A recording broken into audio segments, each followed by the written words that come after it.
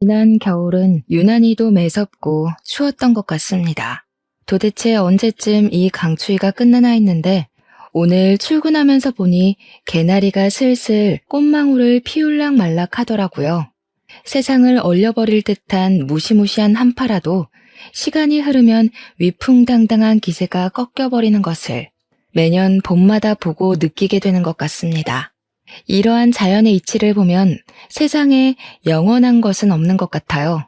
사물도 사람도 영원할 것 같은 사람의 마음까지도요. 안녕하세요. 저는 스튜어디스로 일하고 있는 30대 여성입니다. 같이 근무하는 친구의 소개로 이곳을 알게 되었는데 매일 듣기만 하다가 조심스럽게 저의 사연을 처음으로 보내보아요. 비록 글솜씨가 많이 부족하더라도 넓은 마음으로 이해 부탁드립니다. 먼저 저의 이야기를 하려면 23년 전 5월 31일로 돌아가야 할 것 같아요. 5월 31일은 바로 제 생일입니다. 다른 사람들은 생일이라면 좋은 기억들이 가득하겠지만 저의 생일은 그렇지 않아요. 23년 전 저의 8번째 생일을 축하하기 위해 부모님과 우리 세 식구는 근처 고깃집에서 외식했습니다.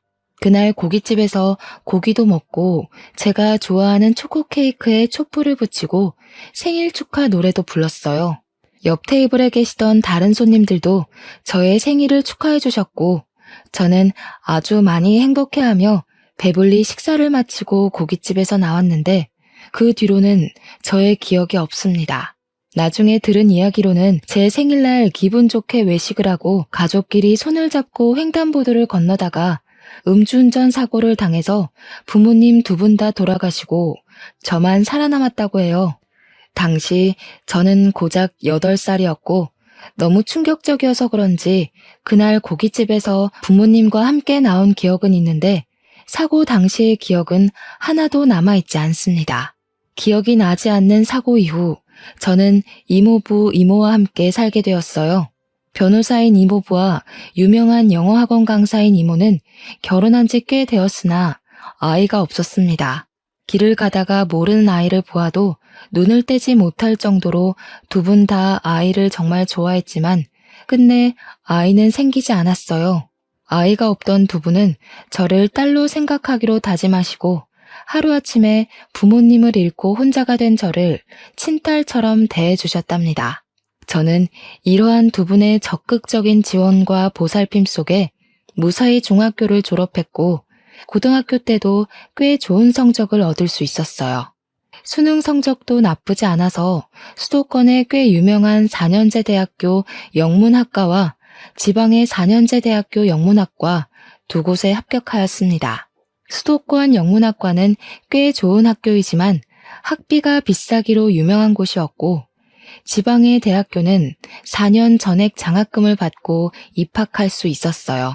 저는 수도권 영문학과에 가고 싶었지만 염치가 있는데 어떻게 비싼 대학교 학비까지 이모부와 이모한테 손을 벌리겠습니까? 그런다고 제가 아르바이트를 해서 벌기에는 학비가 너무 부담스러웠어요. 그래서 저는 수도권 대학은 포기하고 장학금을 받을 수 있는 지방의 대학교로 가기로 했습니다. 그랬더니 두 분은 당연히 수도권으로 갈 수 있으면 수도권으로 가야 하는 것 아니냐며 혹시 학비 때문에 그러는 것이라면 걱정하지 말고 수도권 대학교에 다니라고 하셨어요. 저는 너무 죄송해서 그럼 학자금 대출이라도 받겠다고 했더니 이모부는 말도 안 되는 소리 하지 말라며 혹시 나중에 힘들면 이야기할 테니 그때 대출을 받던가 하고 지금은 아무 생각하지 말고 공부에만 집중하라고 하셨습니다. 그리고 이모는 대학생이면 예쁜 옷도 입고 다녀야 한다며 저에게 옷과 가방, 구두까지 다 사주셨어요. 결국 두 분의 강권으로 학비가 비싼 대학교에 입학하게 되었고 이후 생활비를 벌기 위해 과외 같은 아르바이트라도 하려고 했습니다. 하지만 이모는 대학 시절에 돈 걱정 때문에 제대로 즐기지 못한 것이 가장 후회된다며 일생에 한 번뿐인 20대 대학 시절을 마음 편히 즐기라고 하셨어요. 저는 이렇게 이모부와 이모의 사랑을 듬뿍 받으며 대학교까지 편하게 졸업할 수 있었고 그 후 어릴 때부터 막연히 꿈꿨던 스튜어디스가 되었습니다. 스튜어디스로 일하면서 처음으로 월급을 받은 날, 저는 이모부와 이모께 제 월급의 절반을 드렸어요. 두 분은 힘들게 일해서 번 돈을 어떻게 받냐며 못 받는다고 하시며 끝까지 받지 않겠다고 하셨지만 저는 기어이 이모의 계좌로 이체를 했습니다. 이모가 저에게 왜 힘들게 일한 돈을 보내냐고 하시길래 어린 나이에 부모님을 잃고 보육원에 보내시게 될 뻔한 저를 구해주시지 않았냐고 하며 당연히 받으셔야 한다고 했어요. 제 말에 이모는 눈물을 글썽이며 어쩔 수 없이 돈을 받으셨습니다. 그리고 이제 저도 돈을 버니 매달 생활비도 보내드린다고 했습니다. 이모는 무슨 생활비를 주냐며 또 거절하셨어요. 저 역시 지지 않고 부모님과 함께 사는 직장인들도 부모님께 생활비를 드린다고 하며 매달 꼭 보낼 테니 반드시 받으시라고 했습니다. 그 후로 저는 이모부, 이모와 함께 살며 스튜어디스 생활을 시작했어요. 제가 장거리 비행 근무가 잡히면 이모는 항상 제 짐을 직접 챙겨주시며 알뜰살뜰히 저를 친엄마처럼 돌봐주셨고 좋아하는 일을 오래 하려면 건강해야 한다며 한약을 지어주시기도 했습니다. 솔직히 한약은 너무 써서 먹기 힘들었지만 그래도 그때 먹은 한약 때문인지 아직도 체력 하나는 끝내준답니다. 이렇게 저는 학교 졸업하고 나서도 엄마 같은 이모와 함께 살며 아주 편하게 직장 생활을 할 수 있었어요. 시간이 흘러 평생 20대일 것 같던 제가 어느덧 30살이 되었습니다. 이모부와 이모는 이제 30대니 얼른 좋은 남자 만나서 결혼하라고 하셨어요. 사람은 일도 해야 하지만 결혼해서 자신의 가정을 꾸리는 것도 아주 중요하다면서요. 하지만 당시 저는 일하는 것이 너무 재밌어서 결혼에 대한 생각이 전혀 없었습니다. 그런데 이모부와 이모는 더 늦으면 결혼을 하고 싶어도 못한다며 선자리를 알아본다고 성화하셨어요. 하지만 저는 자만추, 자연스러운 만남을 추구하는 사람으로 선이나 소개팅으로 사람을 만나는 것을 선호하지 않았습니다. 그래서 저는 이모에게 저는 제가 알아서 찾아볼 테니 걱정하시지 마시라고 했지만 이모는 매일 저만 보면 남자 사진을 보여주시며 이 사람 만나보라고 난리였어요. 그렇게 이모의 시름이 깊어져만 가던 어느 날이었습니다. 그때는 태국으로 비행을 갔다가 같이 근무하는 동료들과 함께 태국 방콕의 호텔에 머무르며 관광을 하고 있었어요. 그날은 가장 친한 스튜어디스 친구인 민정이와 함께 방콕의 야시장에 가게 되었습니다. 방콕의 야시장은 화려하고 먹거리도 많고 볼거리도 정말 많았어요. 저와 민정이는 정신없이 야시장의 구석구석을 돌아다니며 구경을 하고 있었는데 웬 한국 남자가 우리를 계속 보고 있었습니다. 처음에는 같은 한국인이라서 반가워서 그런가 보다 했는데 이 남자분이 우리 쪽으로 오더니 민정이에게 아주 반갑게 인사를 하는 게 아니겠어요? 알고 보니 이분은 민정이의 대학교 동창으로 이름은 이정수고 직업은 치과 의사라고 합니다. 그동안은 페이닥터로 근무하다가 관두고 이번에 태국 여행을 마친 후 자신의 병원을 개원한다고 했어요. 민정이가 개원하는 치과 위치를 물으니 알려주었는데 그곳은 이모 집에서 걸어서 5분 정도 거리에 있었습니다.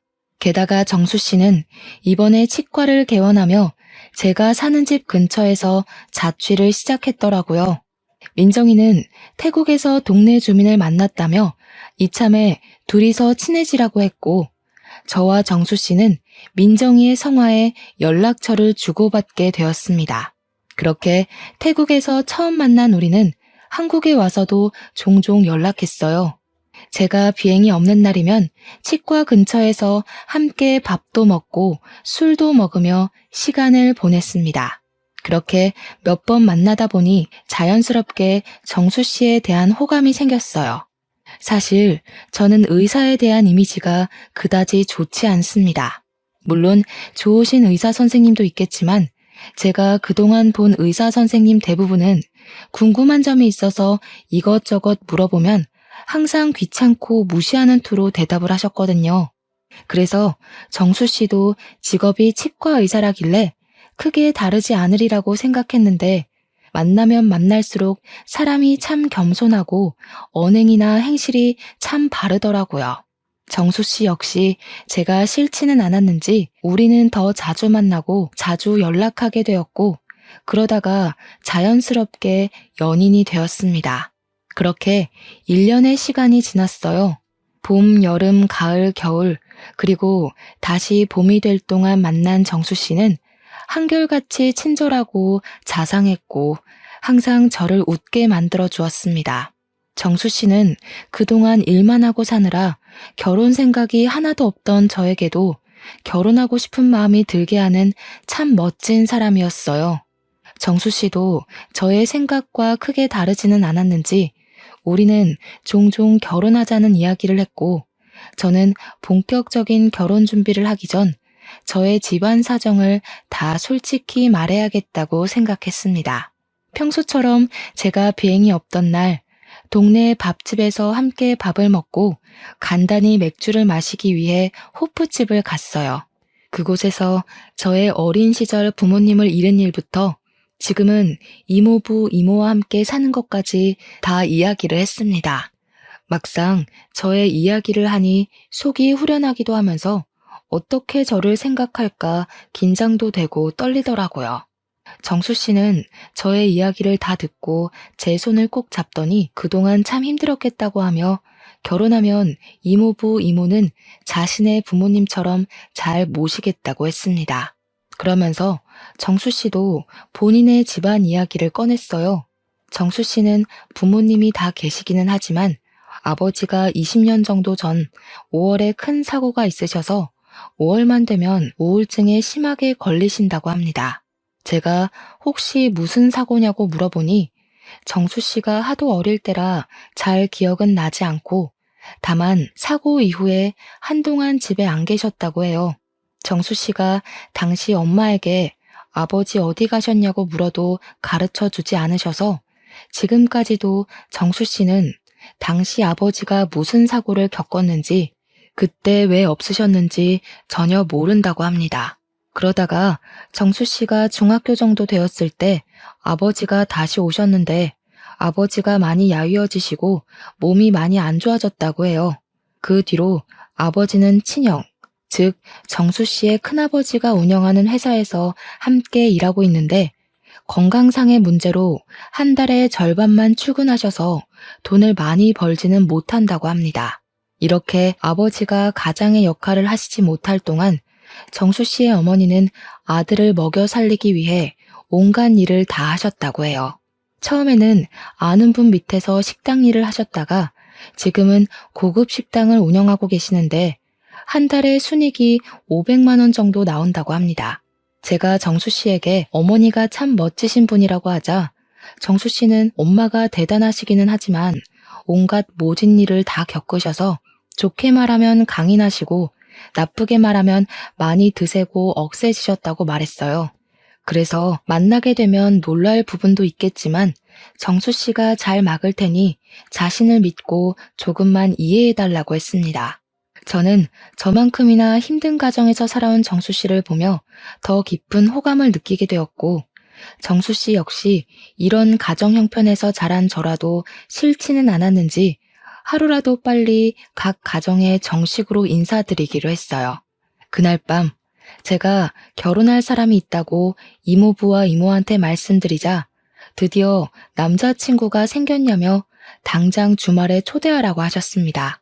그래서 먼저 정수 씨, 이제는 예비 남편이 저의 집에 오게 되었어요. 이모는 옛날에는 사위가 오면 씨암탉을 잡았다고 하시며 평소에는 잘해주지도 않는 닭백숙에 굴비에 전복까지 아주 거하게 한상을 차리셨습니다. 제가 힘드시니 이렇게까지 하지 말라고 해도 이모는 처음으로 결혼하고 싶다며 데려오고 온 남자인데 당연히 이 정도는 해야 하는 거 아니냐고 하셨어요. 예비 남편은 집에 와서 이모가 차려준 밥상을 보며 이런 밥상은 생전 처음 받아본다며 밥을 2공기나 싹싹 비웠고 복스럽게 밥을 먹는 예비 남편을 보는 이모부와 이모는 아주 많이 흡족해 하셨습니다. 그리고 일주일 뒤, 날씨가 화창한 5월의 첫째 주 주말에 예비 시댁으로 첫인사를 갔어요. 사실 전에 예비 남편으로부터 어머니가 성격이 세시다는 말을 듣고 많이 걱정했는데 제 우려와는 달리 예비 시어머니는 저를 보자마자 아주 반갑게 맞이해 주셨고 큰 음식점을 운영하고 계셔서인지 말도 재밌게 잘하셨습니다. 예비 시아버지는 표정이 좋지 않으셨지만 이전에 예비 남편이 말한 대로 지금이 5월이라서 그러신 것으로 생각했어요. 그래도 저를 싫어하시지는 않는 듯했고 아버지는 자신이 몸이 좋지 않아서 그러니 이해해달라고 말씀하시고는 방으로 들어가셨습니다. 예비 시아버지는 따로 방에서 식사하시고 예비 시어머니, 예비 남편, 그리고 저는 부엌으로 갔어요. 예비 시어머니는 제가 식탁 의자에 앉자마자 제 앞에 수저통을 두시고는 저에게 수저를 놓으라고 하셨습니다. 수저 놓는 것이 어려운 일은 아니지만 그래도 이 집에 오늘 처음 온 손님이고 아직은 며느리도 아닌데 수저를 대뜸 놓으라고 시키시니 조금 기분이 그렇더라고요. 제가 표정이 그다지 좋지 않자 예비 남편은 잽싸게 수저통을 가져와 자신이 수저를 놓았습니다. 그 뒤로 식사를 시작했는데 아주 분위기가 좋지는 않았지만 그래도 나쁘지 않게 식사를 했어요. 내가 음식을 차린다고 차렸는데 입맛에 잘 맞았니? 하긴 뭐 내가 식당을 운영하니 맛이 없을 수가 없지. 안 그래? 네, 역시 식당을 운영하신다더니 정말 음식이 하나같이 다 맛있었어요. 잘 먹었습니다. 원래 시어머니가 며느리한테 밥상 차려주는 법이 없는데 오늘은 첫날이니까 내가 특별히 차려주는 거야. 그리고 시댁에서는 며느리가 당연히 설거지해야 하지만 오늘은 그래도 첫날이니 그냥 설거지 내가 이따가 직접 하마. 엄마는 무슨 요새 같은 시대에 시댁에서 며느리가 당연히 설거지하는 게 말이 돼? 그냥 오늘 설거지 내가 할게. 이놈이 천지가 개벽할 소리하고 자빠졌네. 결혼한 남자가 설거지하는 게 말이 되니? 내가 언제 너한테 설거지 시킨 적 있어? 엄마는 내가 평생 혼자 살길 바래서 그런 소리 하는 거야? 요새 그런 마음 먹으면 아무도 결혼 안 오려고 해. 알겠어? 지민아, 엄마 말 신경 쓰지 마. 나 우리 집에서 네가 설거지 절대 못하게 할 거니까 나만 믿어. 예비 남편은 진짜 설거지를 할 기세로 고무장갑을 끼고 있었고 예비 시어머니는 말리느라 바쁘셨습니다. 결국 설거지는 예비 시어머니가 저 가고 나서 하기로 했어요. 그렇게 부엌에서 한 차례 작은 소동이 지나가고 예비 남편은 잠깐 자기 방에서 뭐 찾을 것이 있다며 방으로 들어가고 저와 예비 시어머니 둘이 거실에 어색하게 앉아있게 되었습니다. 직업이 스튜어디스랬지? 결혼해서도 스튜어디스 일하면 힘들겠다.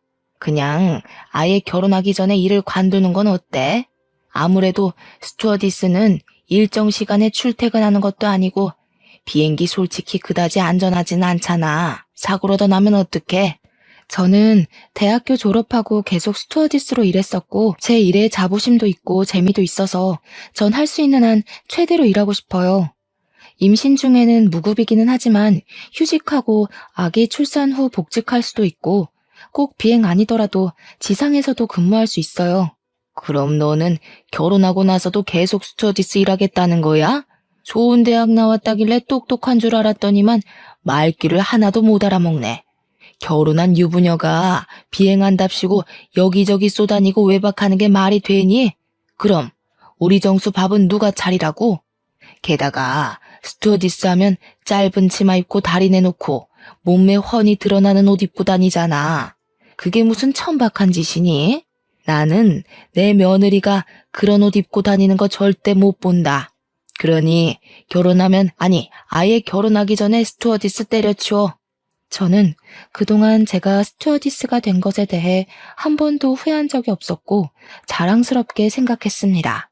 그런데 예비 시어머니는 제가 하는 일을 안 좋게 이야기하시니 기분이 나빴고 저는 표정이 굳어서 결혼해도 절대 일 관두지 않을 것이라고 말씀드렸어요. 그래? 그럼 계속 맞벌이를 하겠다는 거지? 그럼 너희 둘이 같이 돈을 버니까 나한테 용돈 100만 원씩 보내라. 너도 스튜어디스 하면서 적지 않은 돈을 벌 것이니까 네가 받는 돈에서 100만 원만 나한테 보내. 죄송하지만 제가 일한다는 이유로 어머니한테 다달이 100만 원을 보내야 할 이유 전혀 없다고 생각합니다. 생신 같은 특별한 날이라면 모를까. 매달 드리는 것은 아닌 것 같아요. 그럼 내가 다 양보할 테니 들어와서 살아. 너는 비행 간다고 짐 많이 비울 것 아니냐? 너 없는 동안 우리 아들이 혼자 밥 차려 먹고 설거지도 하고 할 생각하니까 속상해서 눈물이 날 것 같아. 아주 애 같아서 미치겠다고. 예비 시어머니는 결혼 후 아들이 혼자 밥 먹을 생각하면 너무 속상하다며 눈물을 뚝뚝 흘리셨고 저는 이 상황이 너무 황당했습니다. 그러던 중 예비 남편이 자신의 어릴 적 앨범을 들고 방에서 나왔어요.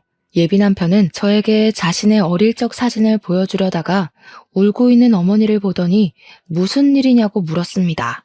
아니 글쎄, 얘가 결혼하고도 일을 계속 다닌다잖니. 우리 아들 결혼해서도 마누라 밥상도 못 받고 대접도 못 받을까봐 걱정돼서 눈물이 다 나오네. 그런다고 일 잘 다니는 사람에게 왜 일을 관두라고 해요?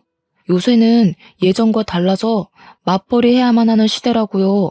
그리고 내가 무슨 어린애도 아니고 혼자서 밥 잘 차려 먹을 수 있는데 걱정은 무슨? 그래도 남자가 결혼했으면 당연히 마누라가 차려준 밥상 받아야지.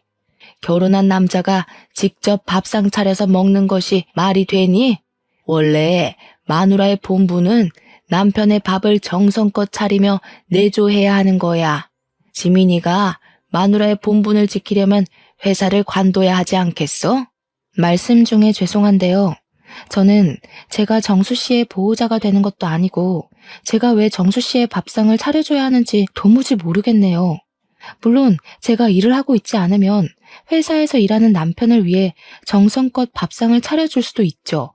또 일한다고 해도 제가 먼저 퇴근하거나 집에 있으면 당연히 밥상을 차릴 것이지만 제가 정수 씨의 밥을 차리라는 이유로 잘 다니고 있는 직장을 관두라는 것은 도무지 이해가 가지 않네요. 일도 못 관두고 합가도 못 하겠다 이거지? 그러면 결혼하지 마.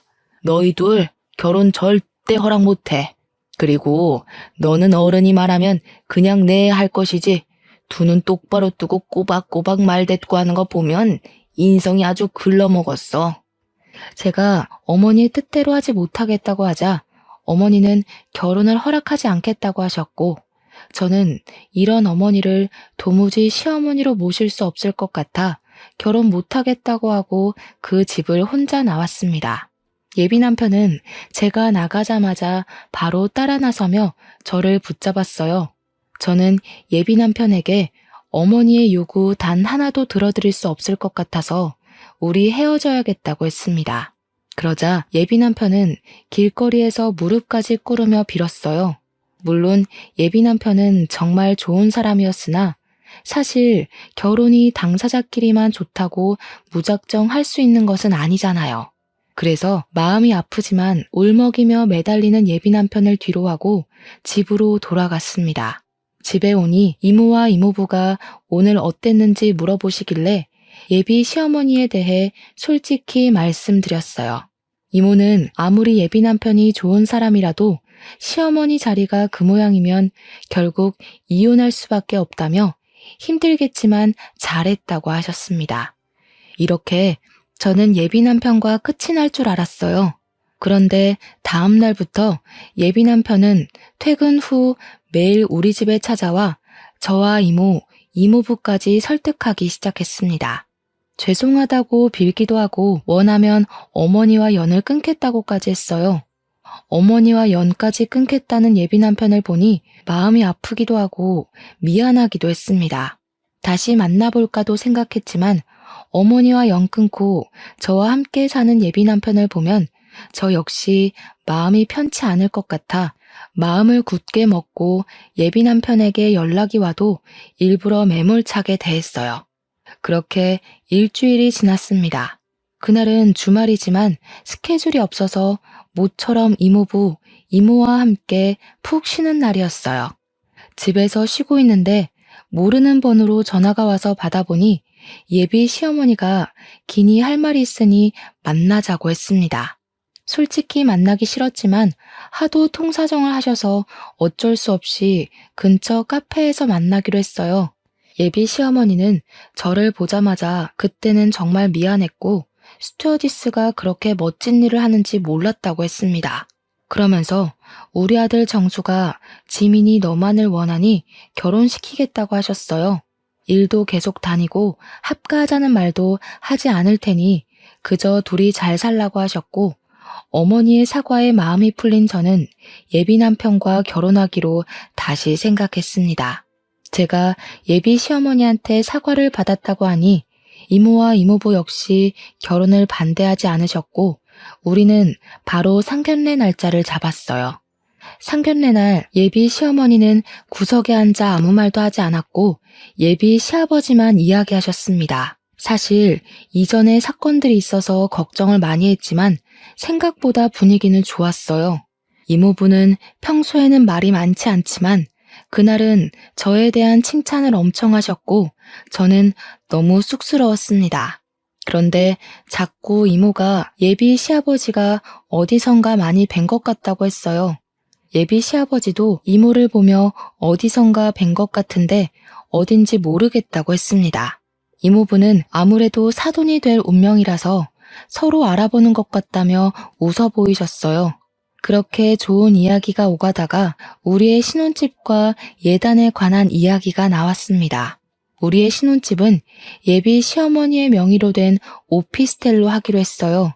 그곳은 예비 남편의 직장과 공항 사이에 있었는데 집이 넓지는 않지만 어차피 둘이 사니 크게 문제는 없을 것 같아 좋다고 했습니다.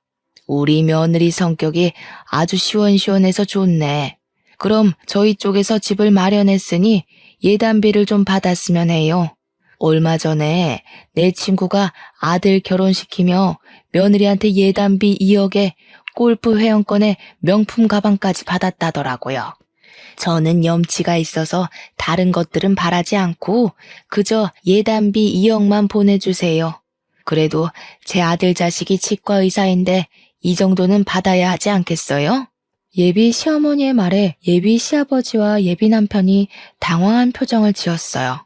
예비 시어머니는 우리 가족의 표정은 깡그리 무시한 채 원래는 더 많은 것을 준비해야 하지만 선심 써서 2억만 요구한다는 식으로 말을 했습니다. 2억이요? 2억이 적은 돈도 아닌데 너무 쉽게 예단비로 말씀하시니 조금 당황스럽네요. 2억은 너무 과해요. 아들한테 들었는데 친엄마가 아니라 이모님, 이모부님이시라면서요? 친딸이 아니라 그런가? 만약에 친딸이었으면 2억이 아니라 10억이라도 예단비 마련해 주시지 않겠어요? 뭐요? 우리 지민이 제 배 아파서 낳은 자식은 아니지만 맹세코 제 자식이 아니라고 생각해 본 적 단 한순간도 없습니다.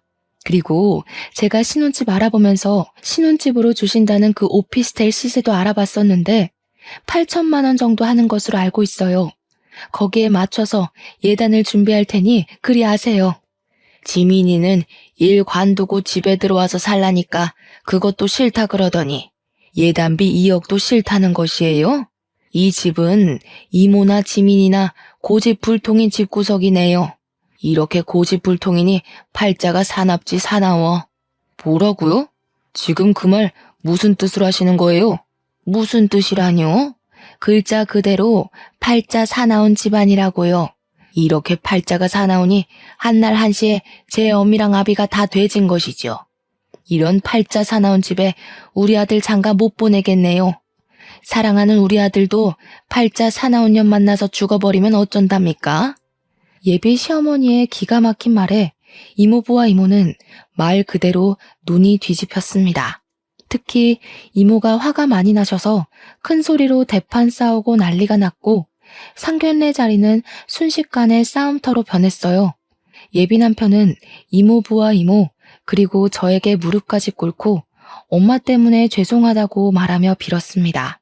예비 시어머니는 그토록 사랑하는 아들이 자신 때문에 무릎 꿇고 싹싹 비는데도 내가 왜 이딴 집구석에 비느냐고 하며 일어나라고 난리고 예비 시아버지는 머리를 감싸며 한숨만 쉬시고 있었어요. 이렇게 저의 상견례는 아수라장이 되었습니다. 그 뒤로 예비 남편은 치과에서 퇴근하면 우리 집으로 찾아와서 사과했지만 이모부와 이모는 설득해서 돌려보냈어요. 이렇게 저와 예비 남편은 끝이 났습니다. 그리고 5월 31일이 되었어요. 이날은 앞서 말했듯이 제 생일이자 제 부모님이 돌아가신 날이에요. 이모부, 이모, 그리고 저는 5월 31일만 되면 부모님을 모신 납골당으로 갔습니다. 그날도 어김없이 납골당으로 갔는데 웬 중년의 남성이 부모님의 영정사진 앞에서 죄송하다고 말하며 허리를 90도로 숙여 인사를 하고 있었어요. 그러다가 우리가 오는 소리가 나자 후다닥 도망갔습니다. 그런데 왠지 그 중년의 남성분이 어디서 많이 뵌 것 같기도 하고 왜 우리 부모님께 죄송하다고 말하는지 궁금해서 재빨리 쫓아갔어요. 황급히 도망치는 남성분을 붙잡고 얼굴을 보니 바로 저의 전 예비 시아버지였습니다. 저는 깜짝 놀라 여기에는 왜 오셨냐고 하니 아는 사람의 기일이라 여기 왔다고 하셨어요. 그러면서 저한테는 여기 왜 왔느냐길래 우리 부모님의 기일이라 왔다고 했더니 갑자기 주저앉으셨습니다. 그 순간 왜인지는 모르겠지만 부모님이 사고 났을 때가 영화의 한 장면처럼 떠올랐어요. 지금부터 23년 전 5월 31일, 저는 어두운 저녁에 부모님과 함께 고기를 먹고 아이스크림 케이크를 사서 집으로 가고 있었어요. 장소는 제가 다니는 초등학교 앞이었고 이미 다들 하교한 시각이라 사람이 거의 없었습니다. 집에서 아이스크림 케이크 먹을 생각에 신나서 집에 가는데 비틀거리며 한 자동차가 달려왔어요. 그 자동차는 바로 우리 쪽으로 돌진했고 부모님은 어린 저를 살리시려 저를 밀어내시고 두 분은 자동차에 치이셨습니다. 부모님은 길에 쓰러져 계셨고 고작 8살밖에 안 된 저는 너무 놀라서 울지도 못하고 그 자리에 그대로 굳어버렸습니다. 그리고 자동차를 운전하던 사람은 놀란 얼굴로 차 문을 열고 나와 바닥에 그대로 주저앉았습니다. 잠시 후 누군가의 신고로 경찰들이 오고 자동차를 운전하던 사람은 경찰서로 끌려갔는데 그 사람이 바로 저의 전 예비 시아버지였어요. 이모부와 이모도 그제야 기억났는지 전 예비 시아버지한테 따지기 시작했습니다. 어디서 얼굴을 봤다 했는데 이제야 얼굴이 기억나네. 너 때문에 우리 지민이는 어린 시절 화목했던 가정을 잃었어. 인제 와서 영정사진 앞에 서서 사과하면 뭐해? 그런다고 당신 때문에 죽은 우리 동생 부부가 살아서 돌아와? 이 나쁜 놈. 죄송합니다. 제가 잘못했습니다. 죄송한 마음에 징역을 살고 출소한 후에도 매년 이곳을 찾았어요. 저 그날 이후로 자동차도 운전하지 않고 술도 한 잔도 마시지 못하며 살고 있습니다. 당연히 용서 안 되시겠지만 죄송합니다. 미안하다 지민아. 정말 미안해. 지금 감옥 다녀왔다고 죗값을 다 받았다고 용서가 된다고 생각해? 법은 용서했을지 몰라도 우리는 용서 못해. 여기가 어디라고 뻔뻔하게 와. 절대 오지 마. 다시는 여기 오지 마. 전 예비 시아버지는 이모의 불호령에 기어가다시피 해서 그곳을 빠져나갔습니다. 저는 그 자리에 주저앉아 펑펑 울었어요. 그날 밤 잠을 자다가 꿈을 꿨는데 사고 당시의 현장이 계속 꿈에 나왔습니다. 꿈에서 깼다가 다시 잠이 들면 또 그 꿈이었고 그렇게 잠을 계속 깨다가 거의 자지 못하고 아침이 되었어요. 다음날 잠을 거의 못 자고 울기만 해서 눈이 팅팅 붓고 얼굴도 푸석하니 몰골이 많이 아니었습니다. 다행히 이날은 일정이 없어서 집에서 쉬고 있는데 전 예비 시어머니가 근처 카페로 잠깐 나와보라는 거예요. 나가기 싫다고 했더니 그럼 집으로 찾아온다길래 어쩔 수 없이 저번에 봤던 근처 카페로 갔습니다. 카페로 들어가기 전 저는 이전에 어머니께서 막말하시던 모습들이 생각나 핸드폰에 녹음기를 켰어요. 카페에 들어가니 이미 전 예비 시어머니가 자리를 잡고 앉아 계셨습니다. 이야기는 들었다. 우리 남편의 음주운전으로 너희 부모가 죽은 건 안타깝다만 그래서 내 남편도 감방 가서 죗값 받았잖아. 난 남편 없이 우리 정수 혼자 키웠는데 그 정도면 벌은 다 받은 거 아니야? 내가 특별히 예단비는 안 받을 테니 우리 정수랑 결혼하렴. 정수, 너 없다고 죽으려고 하더라. 나도 솔직히 너 정말 마음에 안 드는데 그놈이 너 아니면 안 된다는데 어떡해? 죽은 사람 소원도 들어준다는데 산 사람 소원 한번 들어줘봐. 너 때문에 우리 아들 죽일 수는 없잖아. 전 예비 시어머니는 아주 당당하고 뻔뻔했고 저는 녹음하기를 참 잘했다고 생각했습니다. 더는 그 자리에 있을 필요가 없을 것 같아 아무 말 없이 자리를 박차고 일어나 카페를 나왔어요. 전 예비 시어머니는 이 와중에도 저에게 부모 없이 자라 버릇이 하나도 없다며 손가락질을 하셨습니다. 저는 너무 화가 나서 카페에서 나와 제가 들은 어머니의 파렴치한 언행들이 녹음된 파일을 전 예비 남편에게 보냈어요. 전 예비 남편은 한참 뒤 미안하다고 연락이 왔는데 뭔가 느낌이 이상해서 바로 전화를 해보니 전화를 받지 않더라고요. 혹시나 하는 마음에 전 예비 남편이 의사로 있는 치과도 가봤지만 치과의 문도 닫혀 있었습니다. 그 뒤로 전 예비 남편은 연락이 되지 않았고 치과 문도 열리지 않았어요. 그리고 며칠 뒤 전 예비 시아버지한테 충격적인 전화가 왔습니다. 전 예비 남편이 스스로 삶을 끊었다고 말이에요. 그래도 한때 진심으로 마음을 다해 사랑했던 사이였기에 마지막 가는 길에 인사를 하는 것이 예일 것 같아 장례식장으로 갔습니다. 장례식장은 전 예비 시어머니의 절규 소리로 가득했어요.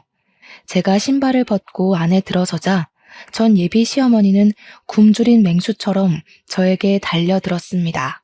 네 년이 감히 여길 찾아와? 지 부모도 한날 한시에 죽게 만든 팔자 사나운 년이 우리 정수도 죽여버렸어. 네가 우리 아들 이렇게 만든 거야. 이 팔자 사나운 년아, 우리 아들 죽이고도 모자라서 지옥에 보내려고 그래? 당장 꺼져. 끝까지 반성의 기미는 없고 저에게 팔자 사나운 년이라며 짓거리는 전 예비 시어머니.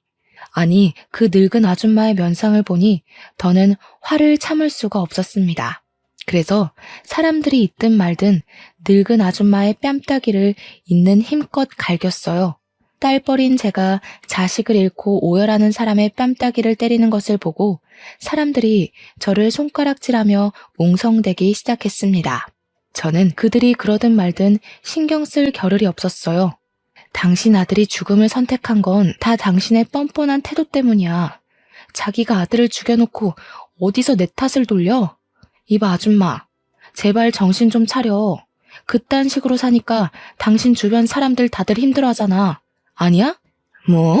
아줌마? 인연이 정신 나갔나? 진짜 안 꺼져? 안 꺼지냐고? 원하면 꺼져줄게. 근데 그 전에 내가 이 자리에서 사람들에게 반드시 들려주고 싶은 것이 하나 있어. 아줌마도 두 귀로 똑똑히 잘 들어. 저는 이전에 전 예비 시어머니가 카페에서 저에게 짓거렸던 파렴치한 대화 녹음본을 틀었습니다. 순간 장례식장은 조용해졌고 전 예비 시어머니는 자신이 뱉은 말에 어쩔 줄을 몰라 했어요. 독한 년, 세상에 내가 했던 말을 녹음까지 하셨어? 아주 대단하시네. 그렇게 독한 년이 지 애미 애비도 다 잡아먹고 우리 아들까지 잡아먹었지. 이 재수 온 붙은 년 같으니라고. 전 예비 시어머니는 온몸에서 도끼를 뿜으며 온갖 말로 저에게 살벌한 저주를 내렸습니다. 그때 어디선가 나타난 전 예비 시아버지가 전 예비 시어머니 얼굴에 육개장 그릇을 던져버렸어요. 네가 그러고도 사람이야? 지민이 말 틀린 거 하나 없어. 너의 그 뻔뻔하고 아나무인의 성격이 우리 정수 죽게 만든 거라고. 지민이가 아니라 네가 우리 정수를 잡아먹은 거라고. 좀 정신 좀 차리고 사태 파악 좀 하고 살아, 이 무식한 여패네야. 나 당신같이 뻔뻔하고 무식한 사람이랑 더는 같이 못 살아. 정수도 이렇게 된 마당에 우리 그냥 갈라서자. 전 예비 시아버지의 말에 주변 사람들은 전 예비 시어머니 얼굴을 보고 수근거리면서 손가락질을 하기 시작했습니다. 어떤 아주머니는 큰 소리로 엄마의 드센 성격 때문에 자기 아들을 죽인 것이라며 떠들기 시작했어요. 사람들의 따가운 눈총을 이기지 못하고 전 예비 시어머니는 얼굴이 시뻘개진 채로 장례식장을 박차고 나가버렸습니다. 장례식장은 더 시끄러워지기 시작했고 저는 이렇게 제 남편이 될 뻔했던 남자에게 마지막 인사를 하고 나왔어요. 그리고 지금 이 일이 있은 지 1년 정도의 시간이 흘렀습니다. 사실 그동안 너무 힘들었고 잠도 잘 자지 못했어요. 일주일에 한 번씩은 전 예비 남편이 꿈에 나와서 미안하다고 하며 눈물을 흘리며 나타났고 전 예비 남편의 꿈을 꾼 날은 하늘로 간 그 사람 생각에 온종일 아무 일도 하지 못했습니다. 한동안 저는 웃지 못했고 웃고 싶지도 않았어요. 이모부와 이모는 잠도 못 자고 밥도 잘 못 먹는 저를 걱정하셨고 이제는 부모님과 전 예비 남편을 놓아주라고 했지만 도무지 그럴 수가 없었습니다. 그런데 어제 꿈에 부모님과 저의 전 예비 남편이 함께 나왔어요. 부모님은 꿈에서 저를 꼭 안으며 아주 환하게 웃어주셨고 전 예비 남편 역시 그 옆에서 환하게 웃고 있었습니다. 꿈에서 깨어나니 오래 앓은 병을 이겨낸 것처럼 아주 개운하고 상쾌했고 마음이 아주 편한 기분마저 들었어요. 이모에게 저의 꿈을 이야기하니 부모님이 이제는 아픈 과거에서 벗어나 행복하게 살라고 하는 것 같다고 하셨습니다. 그러면서 이제는 시간이 지났으니 용서도 하고 마음의 짐도 덜고 행복하게 살라고 하셨어요. 한 번뿐인 인생인데 원망하고 끙끙 앓기만 하고 살 것이냐고 하며 지난 1년 정도의 시간 동안 치열하게 아팠으니 이제는 털어내라고 하셨습니다.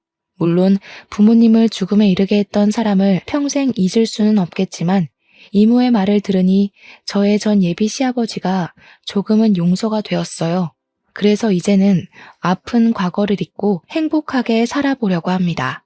매서운 추위, 뜨거운 더위가 영원하지 않듯이 사람에 대한 감정 또한 영원하지는 않은 것 같다는 생각이 듭니다. 전 예비 남편과 사귈 때는 영원히 사랑할 것 같았지만 결국 끝이 났고 전 예비 시아버지를 절대 용서하지 못할 것 같았지만 결국 용서를 하게 되었네요. 이렇게 되기까지 저는 열병을 앓는 것처럼 죽을 듯이 아팠어도 이모부와 이모의 도움으로 무사히 이겨냈습니다. 그리고 그만큼 내면적으로 더 성장한 것 같아요. 이를 발판으로 앞으로는 더 단단한 사람이 되어 먼 훗날 하늘에서 우리 부모님을 만났을 때 자랑스러운 딸이라고 칭찬받고 싶네요. 그리고 마지막으로 결국엔 좋지 않게 끝났지만 저를 진심으로 사랑해줬던 저의 전 예비 남편 정수 씨가 하늘에서는 부디 모든 짐을 다 내려놓고 행복하게만 살기를 진심으로 바랍니다. 다음 생이라는 것이 존재한다면 그때 꼭 다시 만나 이번에 못 이룬 사랑을 이뤄보고 싶네요. 여기까지가 저의 이야기입니다. 저는 결국 사랑을 이루지 못했지만 저의 사연을 듣는 모든 분들은 원하시는 사랑, 일 모두 다 이루시고 행복하게 사시기를 바래요. 지금까지 들어주셔서 감사합니다.